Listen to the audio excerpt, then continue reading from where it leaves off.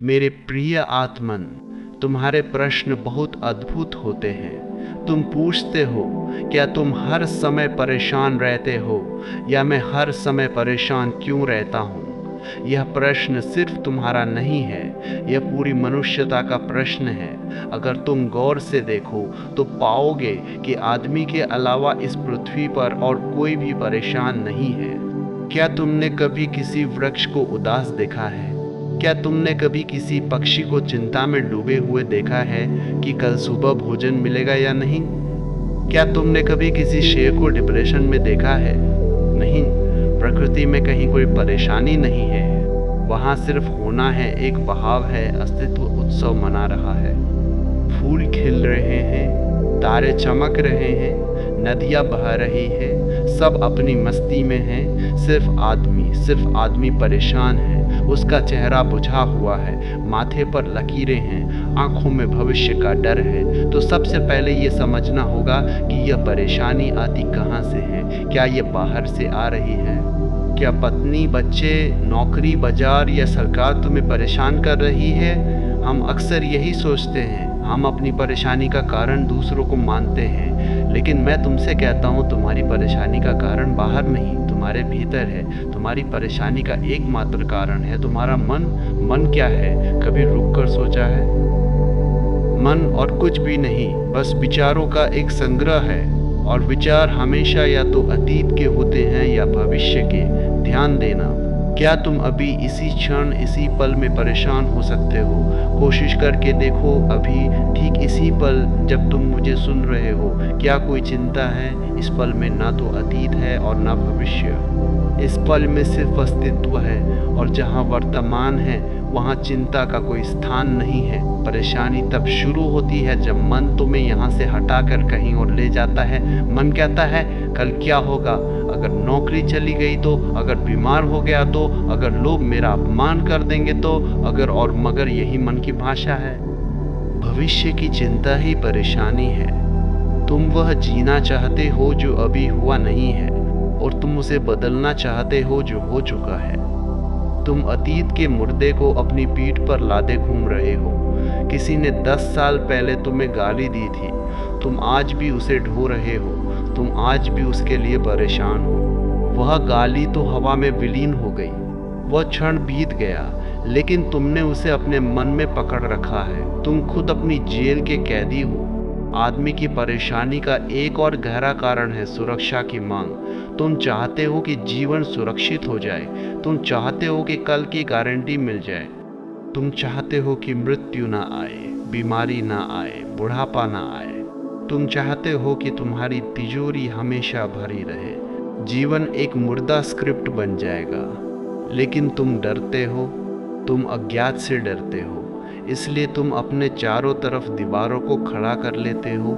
धन की दीवारें, रिश्तों की दीवारें, प्रतिष्ठा की दीवारें, और तुम्हें लगता है कि तुम सुरक्षित हो, लेकिन भीतर ही भीतर तुम जानते हो कि ये दीवारें रेत की है। एक हवा का झोंका आएगा और सब बिखर जाएगा। यही डर तुम्हें 24 घंटे परेशान रखता है। तुम सोते भी हो तो सपनों में भी उसी सुरक्षा की तलाश करते हो। तुम्हारे सपने भी तुम्हारी चिंताओं का ही विस्तार है। मुल्ला नसरुद्दीन की एक कहानी मुझे याद आती है। एक बार मुल्ला नसरुद्दीन अपने गधे पर बैठकर कहीं जा रहा था। वह बहुत तेजी में था, बहुत घबराया हुआ था। वही मैं तो एक आप है। रास्ते में किसी ने पूछा, नसरुद्दीन, इतनी तेजी में कहाँ भागे जा रहे हो? क्या कोई मुसीबत आ गई है? नसरुद्दीन ने कहा, मत पूछो भाई, मैं अपनी पत्नी से बचने के लिए भाग रहा हूँ। उस आदमी ने पूछा, लेकिन तुम्हारी पत्नी है कहाँ? नसरुद्दीन ने अपने पीछे की तरफ इशारा किया, गधे की पूंछ की तरफ, और कहा, वो मेरे घर पर है, लेकिन मुझे डर है कि वह मेरे विचारों में ना आ जाए। हम सब नसरुद्दीन हैं। हम उन चीज़ों से भाग रहे हैं जो हमारे ही मन की पैदा की हुई है। तुम अपनी ही परछाई से डर रहे हो और उससे बचने के लिए भाग रहे हो, और जितना तुम भागते हो उतनी तुम्हारी बेचैनी बढ़ती जाती है। परेशानी इसलिए भी है क्योंकि तुम नियंत्रक, कंट्रोलर बनना चाहते हो।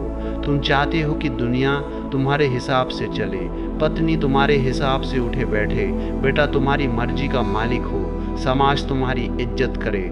जब भी तुम अस्तित्व को नियंत्रित करने की कोशिश करोगे तुम हारोगे, और उस हार से हताशा, फ्रस्ट्रेशन पैदा होगी, और हताशा से परेशानी। तुम नदी के बहाव के खिलाफ तैरने की कोशिश कर रहे हो, तुम संघर्ष कर रहे हो, और संघर्ष हमेशा तनाव लाता है। मैं तुम्हें तैरना नहीं बहना सिखाता हूँ, नदी के साथ बह जाओ, जिसे मैं समर्पण कहता हूँ। जब तुम ये स्वीकार कर लेते हो कि जो होगा उसे मैं स्वीकार करूँगा, तो अचानक तुम्हारे सिर से एक भारी बोझ उतर जाता है। परेशानी वहाँ है जहाँ अस्वीकार है। तुम कहते हो ऐसा नहीं होना चाहिए था, बस तुम परेशान हो गए। तथ्य यह है कि ऐसा हो गया है। अब तुम क्या करोगे? सिर पीटोगे, रोओगे, या उसे स्वीकार करके आगे बढ़ोगे? एक बहुत पुरानी कहावत है, रात भर रोने से सुबह जल्दी नहीं होती। तुम्हारी चिंता किसी भी समस्या का समाधान नहीं है। चिंता आज तक किसी का भला नहीं कर पाई। हाँ, उसने लाखों लोगों को बीमार जरूर किया है, पागल जरूर किया है। तो अब प्रश्न उठता है, इसका उपाय क्या है? क्या हम सोचना बंद कर दें? क्या हम मन को मार डालें?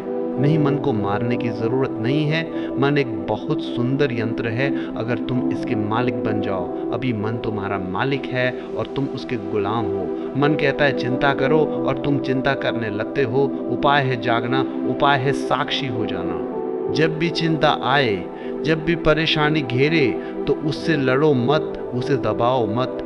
बस एक कोने में शांत होकर बैठ जाओ और देखो, जैसे तुम सड़क किनारे खड़े होकर ट्रैफिक को देखते हो। गाड़ियाँ आ रही हैं, जा रही हैं, शोर हो रहा है, लेकिन तुम सिर्फ देख रहे हो, तुम ट्रैफिक नहीं हो। ठीक वैसे ही अपने मन के ट्रैफिक को देखो। विचार आ रहे हैं, आने दो।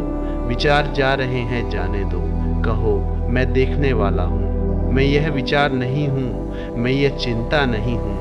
जैसे ही तुम देखने लगते हो, विटनेसिंग एक चमत्कार घटित होता है। तुम पाओगे कि तुम्हारे और तुम्हारे मन के बीच एक दूरी बन गई है, और जितनी यह दूरी बढ़ती है उतनी ही चिंता कम होती जाती है। एक दिन ऐसा आता है जब तुम बस देखते रह जाते हो और मन खाली हो जाता है, विचार शून्य हो जाते हैं। उस शून्यता में, उस सन्नाटे में परम आनंद है। वहाँ कोई परेशानी नहीं है, वहाँ सिर्फ शांति है। जीवन बहुत छोटा है मेरे दोस्त, इसे चिंताओं में जलाकर राख मत करो। तुम यहाँ उत्सव मनाने आए हो, मातम मनाने नहीं।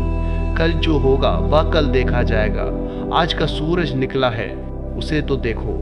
आज हवाएं चल रही हैं, उन्हें तो महसूस करो। आज तुम्हारे पास जो है उसके लिए धन्यवाद तो दो। आधा जीवन तो तुमने क्या होगा में गंवा दिया, बाकी बचा हुआ जीवन भी क्या ऐसे ही गंवा दोगे? जागो, इसी क्षण जागो, अपनी मुट्ठी को खोलो। तुम रेत को जितना कसकर पकड़ोगे वह उतनी ही फिसलेगी। जीवन को कसकर पकड़ना छोड़ो, खुले हाथ से जियो। असुरक्षा में ही जीवन का रोमांच है। जो कल की चिंता नहीं करता वही सम्राट है। असली फकीर वही है, असली सन्यासी वही है जो अपनी मस्ती में है। बादशाहों के पास धन हो सकता है, लेकिन चैन की नींद फकीर के पास ही होती है, क्योंकि फकीर के पास खोने के लिए कुछ नहीं है, और जिसके पास खोने के लिए कुछ नहीं उसे डर किस बात का, और जिसे डर नहीं उसे परेशानी कैसी। तो आज से, अभी से एक छोटा सा प्रयोग करो। 24 घंटे में से कुछ पल निकालो सिर्फ अपने लिए। कुछ मत करो, बस बैठो शांत मौन और देखो कि मन कैसे भाग रहा है। उस भागते हुए मन पर हंसो, उसकी मूर्खता पर हंसो। हंसी सबसे बड़ी औषधि है। जो अपने आप पर हंस सकता है, जो अपनी परेशानियों पर हंस सकता है, वह मुक्त होने लगा। गंभीर मत बनो, गंभीरता एक बीमारी है। धर्म कोई गंभीर काम नहीं है। धर्म तो एक लीला है, एक खेल है। नाचो, गाओ, उत्सव मनाओ, अपनी चिंताओं को धुएं की तरह उड़ा दो। जब तुम नाचते हो तो चिंता मिट जाती है। क्योंकि एक ही समय में दो चीज़ें नहीं हो सकती। या तो तुम नाच सकते हो या तुम चिंतित हो सकते हो। तुम एक साथ दोनों नहीं कर सकते। तो नाचो, इतना नाचो कि नाचने वाला मिट जाए और सिर्फ नाच रह जाए। निष्कर्ष क्लोजिंग, मेरे पास लोग आते हैं अपने दुखों की लंबी सूची लेकर। मैं उनकी आंखों में देखता हूँ और मुझे वहाँ सिर्फ एक ही चीज़ दिखाई देती है, सोया हुआ आदमी। तुम सोए हुए हो, इसलिए तुम्हारे सपने डरावने हैं। जिस दिन तुम जाग जाओगे तुम पाओगे कि ना तो कोई दुख है, ना कोई पीड़ा, ना कोई परेशानी, सब तुम्हारा ही रचा हुआ खेल था। तो उठो, अपनी आंखों पर पड़ा पर्दा हटाओ, देखो, अस्तित्व बाहें फैलाए तुम्हारा इंतजार कर रहा है। परमात्मा तुम्हें हर पल पुकार रहा है। चिंताओं के शोर में तुम उसकी आवाज़ सुन नहीं पा रहे हो। थोड़ा शांत हो जाओ, थोड़ा मौन हो जाओ और तुम पाओगे कि समाधान कहीं बाहर नहीं, तुम्हारे ही भीतर, तुम्हारे हृदय की धड़कन में छिपा है।